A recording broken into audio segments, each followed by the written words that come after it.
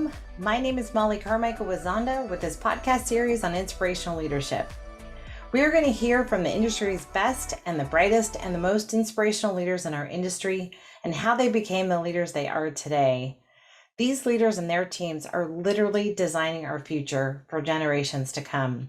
I've been a developer, a builder, and a consultant throughout the country for more than 30 plus years, and I love this industry and so many of the people in it. And on that note, I hope you enjoy this series with me, and let's get started.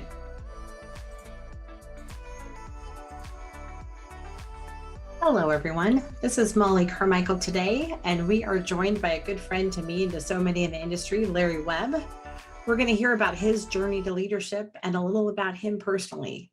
Larry's really done it all. He's been a teacher, a market researcher, a developer. He's led many different home building organizations, including his most recent adventure with the new home company, I think for at least the last 10 plus years. He's also served on many charitable foundations like Homemade America and Integral House, helping to provide shelter to the less fortunate. There is no doubt that Larry is one of the most inspirational people in our industry. In fact, I think every person I talk to about this series brought Larry Webb up. So let's get started and hear from Larry himself. Larry, welcome.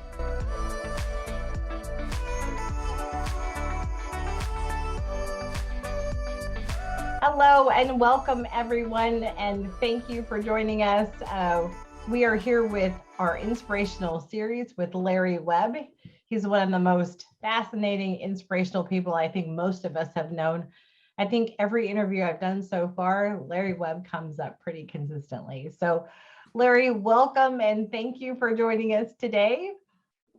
It's my pleasure. I'm actually, first of all, it's nice that you even remember me, Mollie, okay? Oh, and I'm kind of humbled by the whole thing. So I'm really looking forward to this. It's amazing. I can't tell you how many times you've come up when we've talked about this series. So we're just thrilled to have you. We're going to talk a little bit about just sort of who you are and what you're doing these days. But I want to start out first with, tell us a little bit about what you're doing these days. I know you recently sold your last company, and so there's time to play and have some adventure, but also you're always you've always got tentacles everywhere. So just share a little bit about you and where you're at today. Well, it's interesting. I haven't been able to really say the R word because it just seems so odd. But we sold New Home Company in September, and it was something that I was anxious to do. When we started New Home Company in 2009. I had three great partners, Tom Redwitz, Joe Davis, and Wayne Stelmar, and they all retired over the course of the 13 years we were in business. At one time or another, Tom still helped with architecture and design, but Joe and Wayne were totally out. Tom was a consultant. And I looked around and said, I'm all by myself here. What happened? And I felt it was the right time to transition and to sort of help New Home Company grow more by bringing in Apollo, a big financial backer who wanted to grow the business significantly. So that was really positive. Since then, Joan and I, and for those of you who don't know, I am married to Joan Webb, Joan Marcus Webb, who had been our chief marketing officer and is the love of my life. And, we are still figuring out together what the next chapter is going to be. You can tell, everyone can tell, I'm in great shape. I work out all the time. I'm the king of Peloton. I would like you to know there is, if anyone is on Peloton, they will never beat me. Okay. And Joan worries she's going to come in one day and I'm going to be slumped over the Peloton like Big in Sex and the City. And it's not going to happen. But we're still deciding what's kind of the next chapter is going to be. There's going to be something, and it's definitely going to be involving nonprofits and I've always had an underlying idea that I've been pretty lucky in my life. And I definitely want to leave the world a better place than I came into it. And so, we're thinking about a lot of things, but I never had time off in my life from my first day of being a teacher till this September. I never had a day off, and a real day off that I wasn't thinking about work. So it's kind of an unusual transition, and it's a little daunting and a little exciting, but it's also an unknown. So see me in a year. All right. I was going to say, I don't know that I see the R word for you, Larry. I think we're all just going to wait for your next adventure for sure. Yeah. And I'm definitely not going to tell you my Peloton name because I'm certain you're beating me. I just am happy when I get up on the Peloton. That's a good move for me. So anyone who gets on that Peloton is a winner. I can tell you that. It doesn't matter what you do. I'm going to actually put that on top of my Peloton to remind myself to get back on it. So, Yeah. So that's interesting. And that's exciting for you. And I think you and Joan just recently met a new member in your family. We did. We have our first grandson and first grandchild, and we were in DC with my daughter and my son-in-law and my other daughter, and we spent 5 days holding Freddie, who was born 10 pounds 3 ounces, and my daughter's 5'1". He's a big kid. He was 22 inches long. And it's a funny deal. I hadn't really held a baby for my daughter's 36 and my other daughter's 33. Hadn't held a baby in a long time, but it was fun, and couldn't help but shed a tear or two. Well, congratulations. Thank you.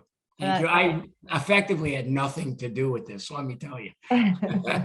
But I'm enjoying it.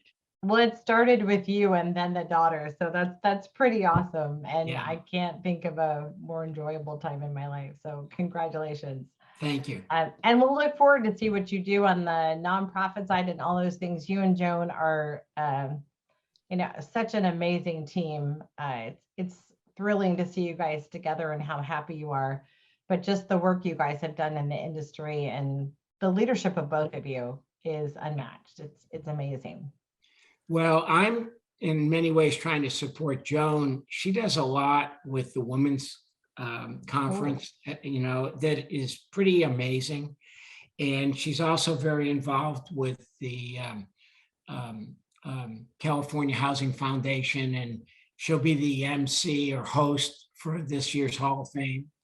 And so I'm going as a +1, and it's fun a little bit. I've never had that before, so it's fun. So yeah, Joan inspires me every day. Well, I want her for this series too. She's pretty amazing. Yeah, she is. Well, I want to go back to a little bit.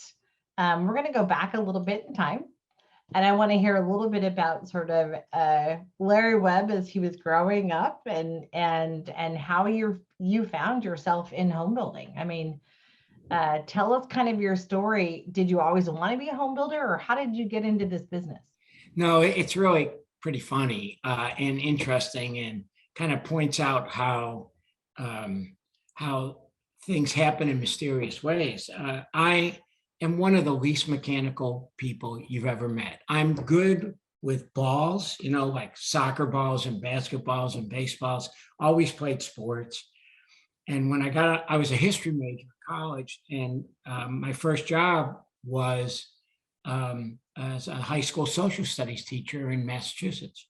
But I grew up in Buffalo, and Buffalo, when I grew up, was a steel town and automobile factory, industrial city. And I always said if I ever wrote an autobiography, it should be called I'm a little guy from Buffalo, because I've always felt that I was given a great gift of being in a very loving family with in a place that, you know, that I had a chance to just be myself and to discover who I was. I went to a little state school in upstate New York.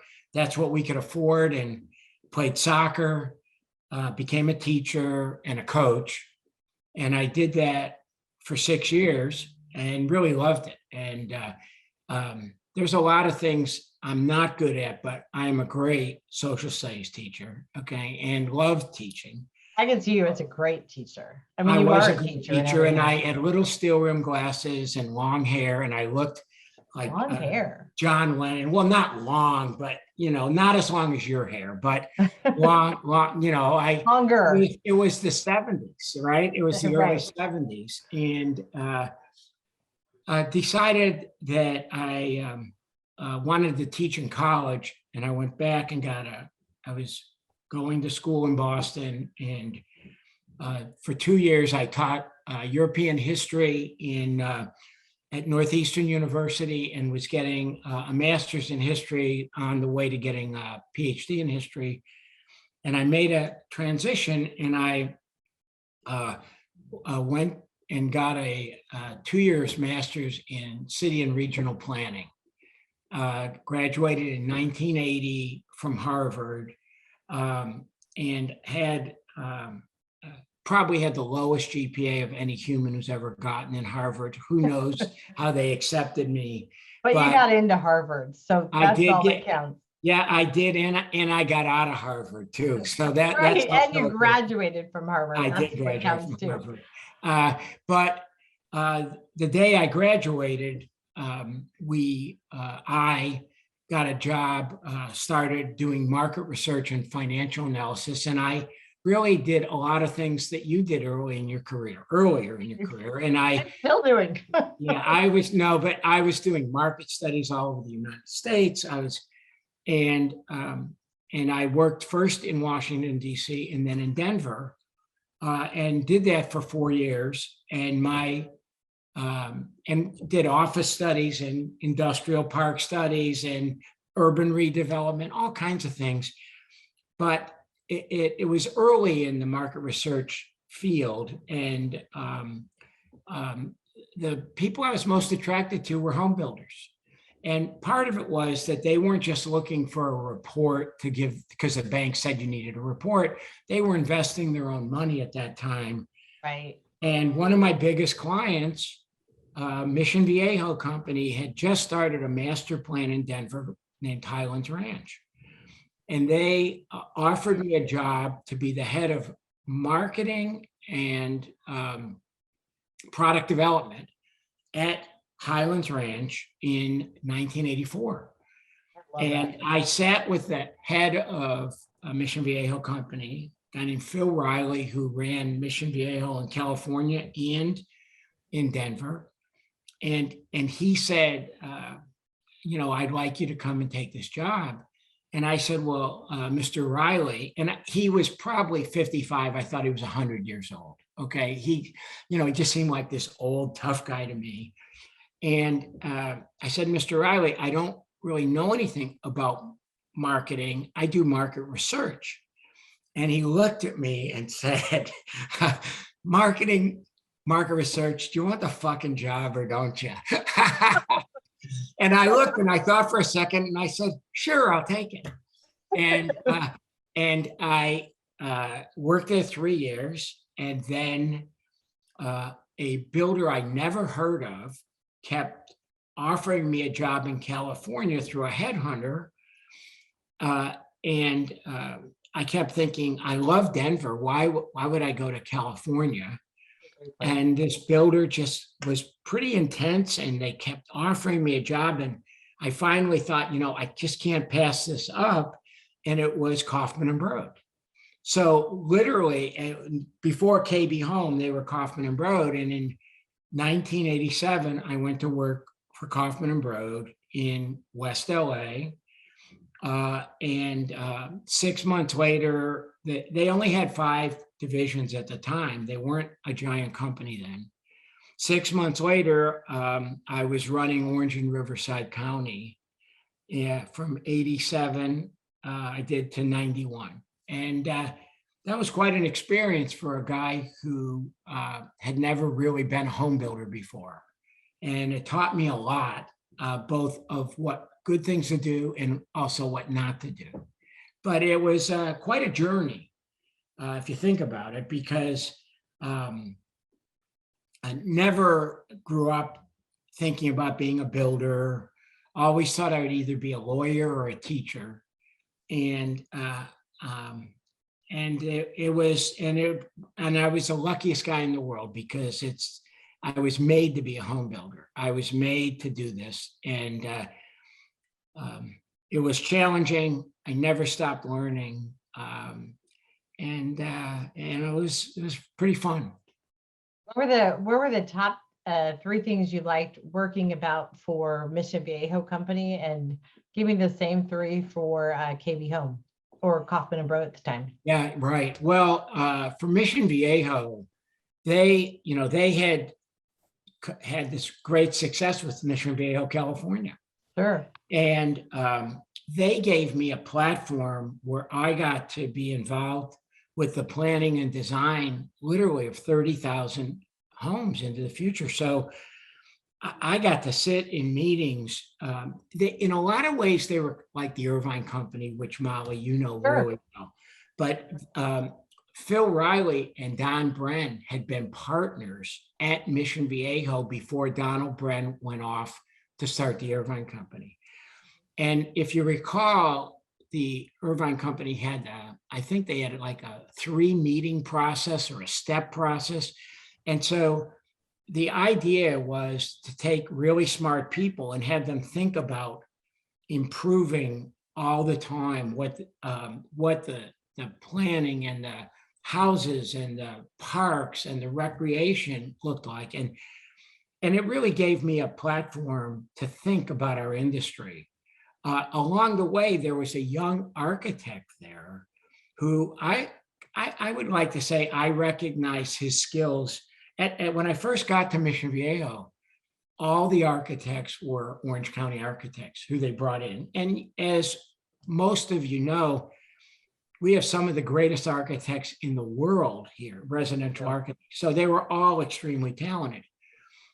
But there was this red-haired, kind of tall, thin guy who worked with me at Mission Viejo, and the big California architects would come in, and then my 26-year-old friend would bring out the tissue paper and say, "Have you thought about this?" and start sketching.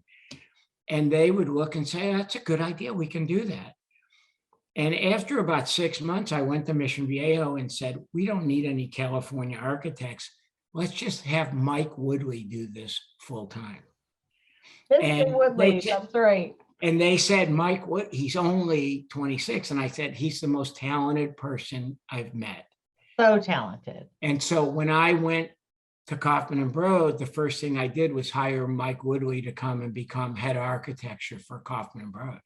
Smart man. So that, I think having Mission gave me a chance to understand the business. And they also gave me a platform where I could learn. Moving to Kaufman and Bro was a totally different experience. They were based on results every minute. And they didn't want excuses. It was a pressure-packed situation. But it was 87, 88, 89. The market was booming. Everything I screwed up on, I got bailed out because things were so good. One of my first openings I ever had was in a project in Paramount, California. And we opened up and I sold 54 houses in one day. And I came in Monday ecstatic. What a success. And the first guy I saw was Chad Dreyer, the CFO. And he said, "Why did you sell so many houses? You didn't raise the prices. You left money on the table." and he actually was totally right. But I was having such a good time. I just couldn't help myself. Anyways. You were so proud of yourself. I was so proud of it. And in some ways, I really was. I thought I had kind of created this great market, but Kaufman and Broad was a reality check, because whether it was Bruce Carrots, who was for a very powerful CEO and very, very involved, or Chad Dreyer, who later ran Ryland, every week they expected you to perform and perform better than you did the week before. And I spent 4 years there feeling as if I had a broken egg in my hands. And if I ever relaxed for 1 second, everything was going to come tumbling through. And it taught me a lot about how to create an organization and a culture.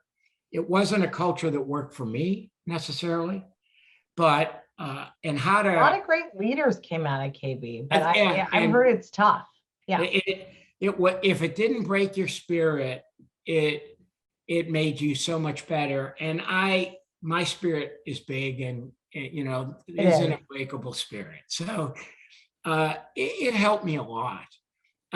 It helped me looking at schedules and constant improvement. And it was a tough place to work, but it was a great start for me. And it was also a great thing for me to leave. 91 was a recession that was getting worse and worse. And I had decided that I needed to be in charge. I thought that KB was growing too fast for me, and that my voice was being heard less and less. And so I had a chance to go to work for a small builder in Southern California named AM Homes. And AM Homes was a real design-oriented company filled with a lot of smart people. And they were scared to death when some little guy from KB, Kaufman and Broad, came in, because they thought I was going to just want to build $100,000 widgets in Palmdale or something. So it was a very good experience. And a year later, AM Homes was bought by Greystone with a plan of growing the business and going public. And Greystone did that, and then eventually was sold to Lennar. And I worked at first AM and then Greystone for 4 years. And then a British company came to me in 95 and said, "We want you to run the whole thing. We haven't done well here, and we'll listen to you. And we're doing poorly." And for anybody who'd like some leadership advice, I have one thing that I think could really help everyone. If you ever leave a job and go to another one, go somewhere where it's really bad and messed up, because the bar is so low, you look good right away. And I've always gone to the next job, and there'd been big challenges. And then I also think that the day you walk in, the challenges are yours. Don't go blaming the people before you. And so I went to John Lang Homes in 1995 and stayed there for 13 years and loved every minute of it. And did a fascinating job. You know, I was a groupie when you were there at Greystone, and I remember certain things you had done at AM and Greystone, and then going over to John Lang Homes. You definitely changed the design and even the focus. And I just a couple of comments on that. You did all levels of segmentation, but I think one of the things I was fascinated with is, once again, it was good design. I mean, at all price points. And that's hard to do, because usually builders specialize in one category or the other. Yes. And at John Lang Homes, AM, and Greystone, you did that for all of them. Well, you of all people, Molly, and I guess my wife, get that one of the keys to good design is understanding your buyers. For sure. And I think what happens when you become the president of a division, or you become a CEO, is you get a little farther removed from who these buyers are, and you're looking at it much more of how many lots can we get and how fast can we sell, and What are the margins? what are the margins? And, for me, coming out of marketing, market research, product development, I always felt that the more I could understand who my buyer was and what they desired or dreamed about, the better chance I could work with architects and have them design homes that were aiming for those people. And so it was always fun to do that. I used to go Saturday mornings and stand in our models with jeans and a golf shirt in the family room and just sort of pretend I was a buyer and listen to people. And you learn so much. Sometimes it's painful, but you learn so much about what worked and what didn't. And for me, working at those companies was an exciting time because there was a tendency for the building community to not personalize their housing programs. And we've seen cycles and again, see it again today, but where, my thought has always been the secret is standing in someone's shoes and not your own shoes, but the buyer's shoes. Totally. And trying to pick just one or two features that they dream about and putting it in their home. When both Lang and at New Home, I think we did that, and probably did it better even at New Home than we did at Lang. But Joan, when we started New Home Company, Joan, one of the first things she did was we never met with architects before we did the focus groups. And if you recall it, at our condominium project at Meridian, you did the focus groups at Big Canyon Country Club. I sat, but I was in there and listened to everyone, and I walked away learning every single time. That was the funniest group. That's the only group I've ever had, Larry, where people were trying to give me checks. And this project was like 2 years out, and they're like, can I write you a check and just give it to you now? And I'm like, no, you don't understand. Third-party research, nothing to do with them. So I just started forwarding names of people who were, trying to stuff checks in my pocket so they could buy one of those homes. That was a fascinating group. Those were fascinating. It was very fun. It was very fun. Yeah. So let me ask you this. So you put AM, Greystone, John Lang Homes, and certainly New Home Company on the map for sure. And I don't know if it's a different answer for each, but what were the key ingredients for you as a leader to literally turn, and I don't want to say all of them had to be turned around because some of them you started up completely, but what were the key ingredients that you found like don't miss this as a leader? I came to a conclusion over time, one, that it really was a team business, and that my role was to do two things. One, to make sure in those jobs, in those functional positions, that I really had people who were the right people for the job and who recognized and bought off on an idea that building homes and planning communities for people is a noble thing to do with your life. And with that comes a responsibility to always be improving and getting better. So first it was find the right people. But then the second half of that was my role as president or CEO. I realized I had to create a culture that encouraged and let people come to work every day to do the best work of their life and to be proud of that work and to realize that we work together.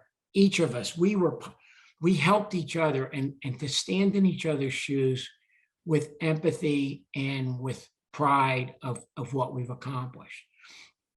And so I always wanted, I kept as I progressed within the industry, I became more and more sure that the culture that I wanted to create was the right one.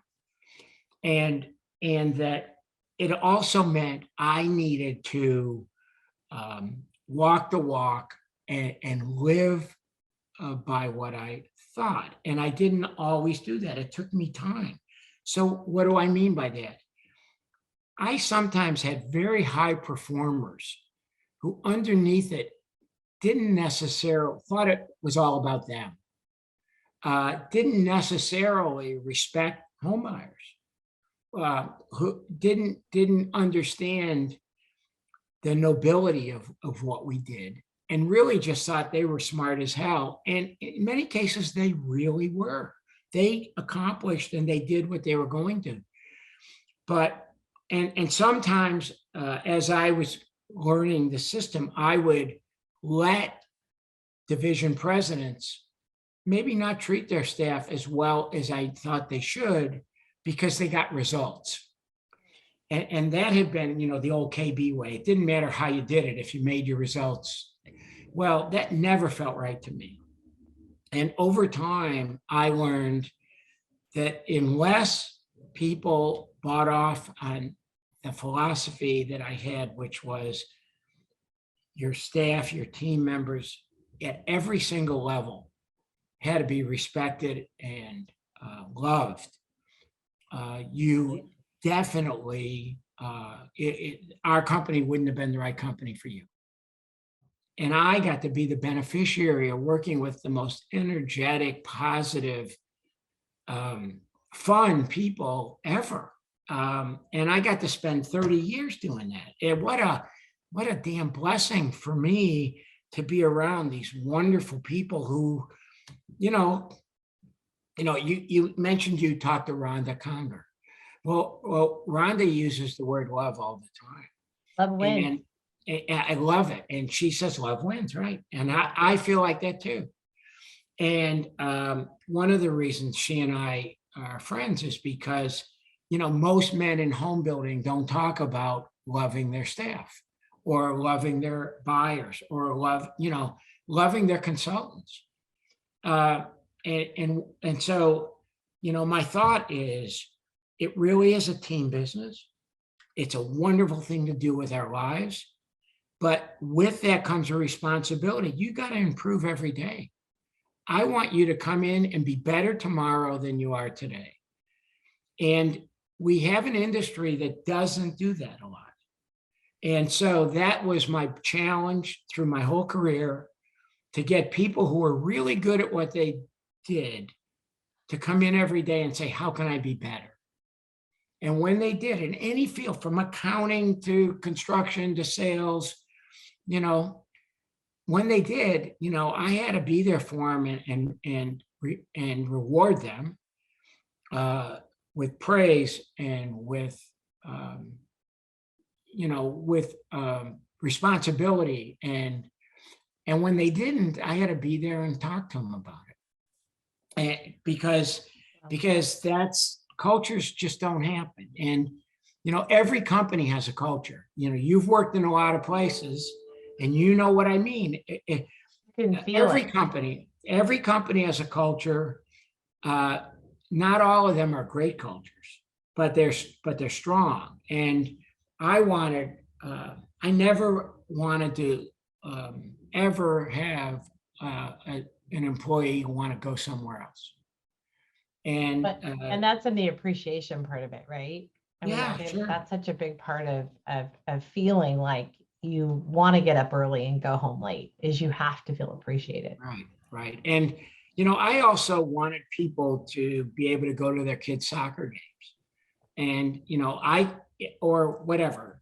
So even though I wasn't, I talked a good game there, and, and I coached my kids from when they were 4. I think you coached your kids too, as I recall. Yeah, I did. 2 days a week at 3:00, I was on that field, and you know what?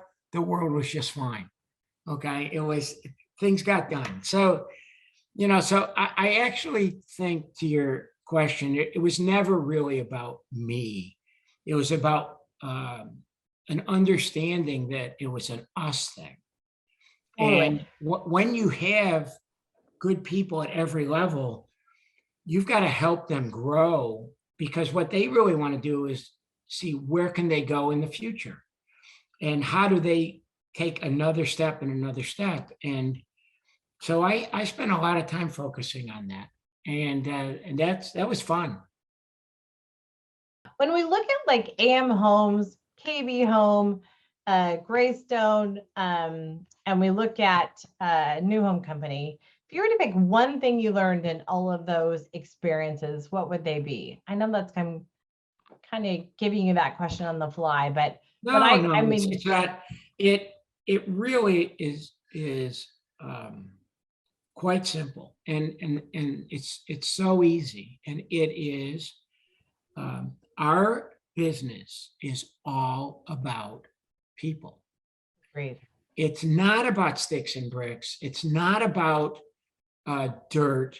If you have the right people and you create an environment that they can do the best work of their life, and you make investments in those people, and in all different ways, from leadership programs to reading, to books, to real conversations about ideas, then there's almost nothing you can't achieve. And it's important that those people get the credit. In my life, I have Good won point. probably every major award you could win. I mean, it's, and I look back and think, really that all the times I won stuff, interesting. Lang was chosen as Builder of the Year by a national magazine, and then New Home was chosen as Builder of the Year. And to the best of my knowledge, no CEO has ever taken two companies to be Builder of the Year. And when I thought about that for like a minute, I thought, well, you're pretty good.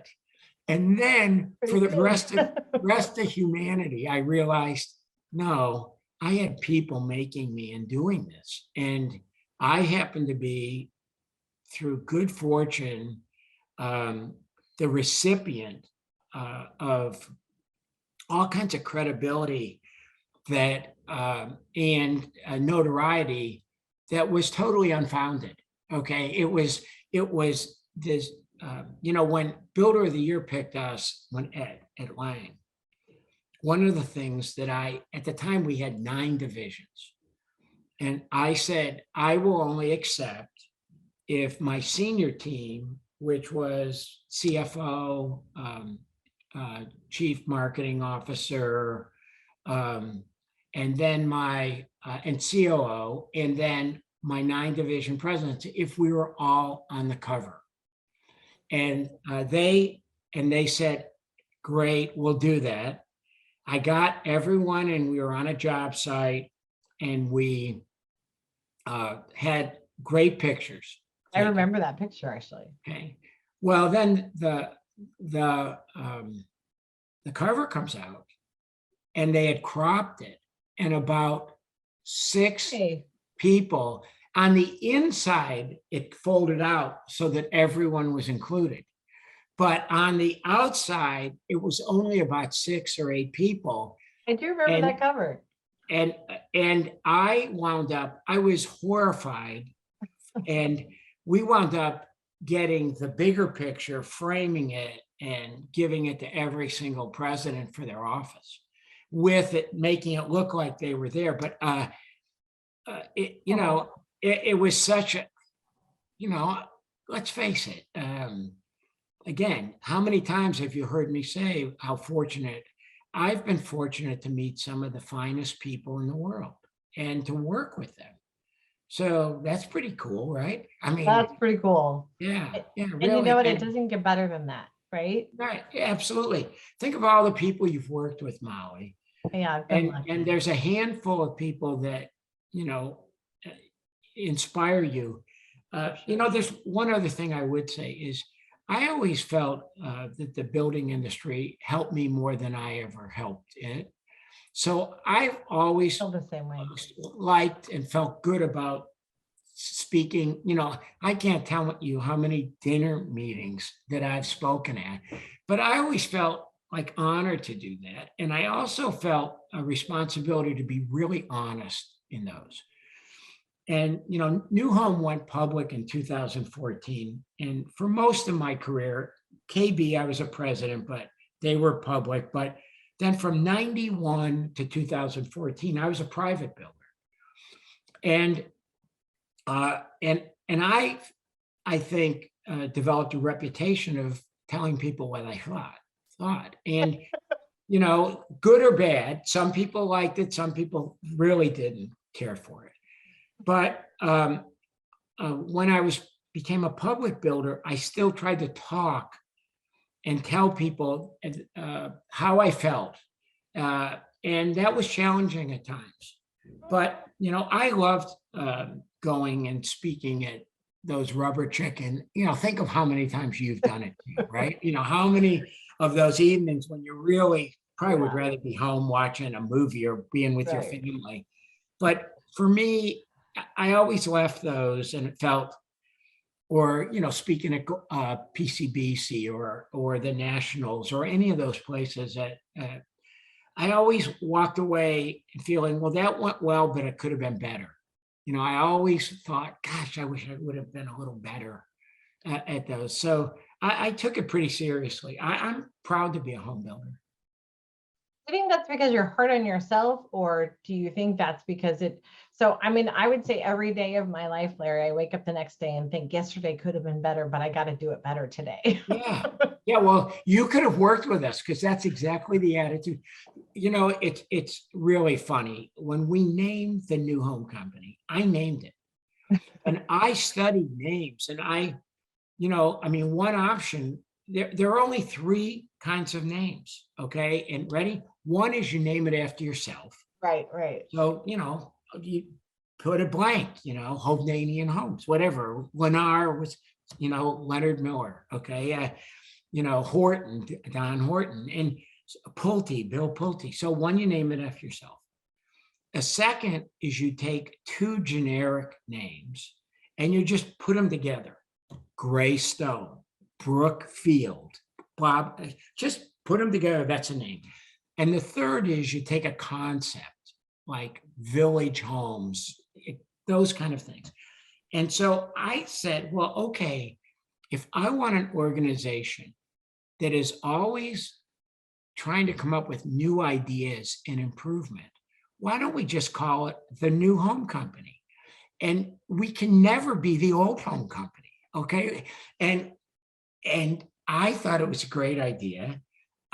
For the first 2 or 3 years, people used to chuckle at the name because it is sort of a stupid name, but it definitely, I like that name, and as I tell my wife, I am a marketing legend and she's not. Does she chuckle when you say that? She does, and she's 1,000 times better at marketing. I get that. She's pretty awesome. She is, yeah. Yeah, she's pretty awesome. It's funny, I'll never forget hearing it for the first time and kind of scratching my head and then thinking, it's kind of brilliant. And, I think you're right. It starts with people and the people begin with who the homes you're building them for. And just to make it a simple proposition like the New Home Company, to me, makes sense. That's great. I'm going to ask you a couple of quick kind of fire round questions. Sure. So give me your favorite sport. I love all sports with a ball. Probably my favorite would be either football or basketball. Do you have a favorite player? I really liked Kobe Bryant a lot. Oh yeah. I would say he was my favorite player. I like Josh Allen of the Buffalo Bills now. But I also like soccer a lot because I played it my whole life. And I love golf. So any sport with a ball is my favorite sport, kind of. We're gonna have to get you and Adrian with a soccer ball at one point. Absolutely. I love that about Adrian. he was a great player, and his father was a Oh professional. yeah, it's a Yeah. cool story. Yeah. What's your favorite pastime? I think anything involving physical fitness. I Cool. love working out, and I love how I feel after. And then the other two things I like a lot. I love to read. I'm a bookworm. I read every day. Definitely won't go to bed without reading. I Favorite book then? in the morning, I'm so old that I get two newspapers and I physically sit and read two newspapers with my wife, and we love it. And then the other thing, I love the movies. And I know the movies have kind of taken a hit with COVID and everything, but I like going, I like watching the movies. I like going to the movies. Well, as we're wrapping up, I wanted to ask you, as you were growing up, was there sort of that one person who was an inspiration to you that helped you to kind of become the person you are? That sort of one person that, wow, I always, that person helped me to kind of be the person I am today. Well, I thought about that, and there were actually a series of people. Some I was very close to, and a couple I wasn't. But one of them is a little out of left field. But my favorite American in my lifetime was my first favorite American was Bobby Kennedy, but my second one was John Wooden. And Wow. I loved John Wooden, and I loved kind of what he talked about and what he stood for. And I got to meet him a few times. And I'll tell you, Joan was always inspirational for me because See that. I wanted to never let, her down. And she was very comfortable telling me when I did. Yeah, no, and you need those people around you to hold you Yes, up and sure. also make you accountable, Yeah, right? absolutely. So my final question for you, Larry, is if you had three wishes, I'm giving you three wishes. What would your wishes be? I really wish our political system worked where both sides really realized that we're all Americans. And I wish that we didn't have this incredible animosity between Democrats and Republicans. And Ew. I believe we have the greatest system in the world, but I don't think it's operating like that. And I really wish that they would really respect each other and work together as opposed to just find fault with each other. I'm really disappointed with our system now, and really with our elected leaders. So that's one. On a very selfish note, um, I am, I'm entering a new chapter that's very unknown, and I hope that I get to do something moving forward that, if I had a dream, I would like to have Joan and I, make the world a better place over the next 20 years, and 30, but I'd like to really be able to make a positive impact moving forward. And I and on even more selfish area, I have two daughters and two stepdaughters, and I love them all. And I really hope and that they're very impressive women, and I want them to have a happy life, moving forward. And if I could sneak a fourth one in there, I sure would like to shoot around 80 sometime in golf. Okay, I'm not asking for a lot, just like one round about 80, that would be great. Okay, that's okay, right? Yeah. Absolutely. And like they're your wishes. So that's Yeah, that would be fun. It'd be fun to be a better golfer. That's awesome. Well, I'm going to say this from the whole industry, Larry. I can honestly tell you we love you. And I'm so grateful for this time and being with you. And if I were to sum up our whole conversation together, and I think what you do so well is just, it's people, and it's listening, and it's selecting good people, and it's working together and teaching them to work together and respect each other and like each other. And that goes for our political system, if any of you are listening. Yeah. And just and ending with family and sports. I mean, I can't think of a better wish either. So I so appreciate your time. And this is just such an honor for me to do this series. And again, just thanks for sharing. Well, if we're together, I give you a big hug. I Okay? know. When I see you next, I'm going to give you a I big know, hug, and I give know. Joan a big hug for me too. I will, and thank you for considering me. I'm honored to be here, really. Every person I talk to, they're like, "You're going to talk to Larry Webb, right?" Absolutely. Thanks. Thank you. Okay, take care. Thank you. Thanks everyone for joining us today with Larry Webb. There were so many great takeaways, but I just thought I'd share a few of my highlights. The top and most important one to me is teach and listen. Larry started out as a teacher. I think he's a great teacher today, but most of all, he's a really good listener. The second one is don't be afraid to explore new things in your career. Now, Larry started out as a teacher, then a market researcher, then he was a developer, and then he was a builder at 5 different builders. And every time he got through each career and moved on to the next one, he just did it better. And I'm excited to see what he's going to do next.